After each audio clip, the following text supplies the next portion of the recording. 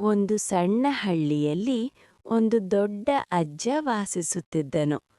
ಅವನ ಹೆಸರು ರಾಮಯ್ಯ ಅಜ್ಜ.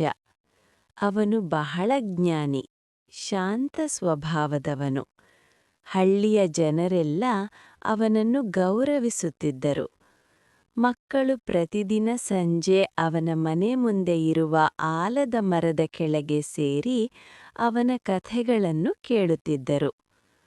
ಒಂದು ದಿನ ಮಕ್ಕಳು ಕೇಳಿದರು, ಅಜ್ಜ, ಜೀವನದಲ್ಲಿ ಮುಖ್ಯವಾದುದು ಏನು? ಅಜ್ಜ ಸ್ವಲ್ಪ ನಗುತ್ತಾ ಒಂದು ಕಥೆ ಹೇಳಲು ಶುರು ಮಾಡಿದನು. ಬೀಜಗಳ ಪಾಠ.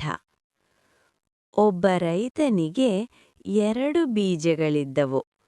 ಅವನು ಒಂದನ್ನು ಒಳ್ಳೆಯ ಮಣ್ಣಿನಲ್ಲಿ ಬಿತ್ತಿದನು, ಮತ್ತೊಂದು ಬೀಜವನ್ನು ಕಲ್ಲಿನ ಮೇಲೆ ಬಿಟ್ಟನು.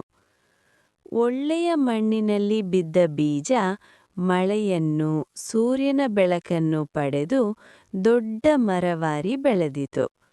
ಹಣ್ಣು ಕೊಟ್ಟಿತು, ನೆರಳು ಕೊಟ್ಟಿತು. ಆದರೆ ಕಲ್ಲಿನ ಮೇಲೆ ಬಿದ್ದ ಬೀಜ ಬೆಳೆಯಲಿಲ್ಲ, ಅದು ಒಣಗಿ ಹೋಯಿತು.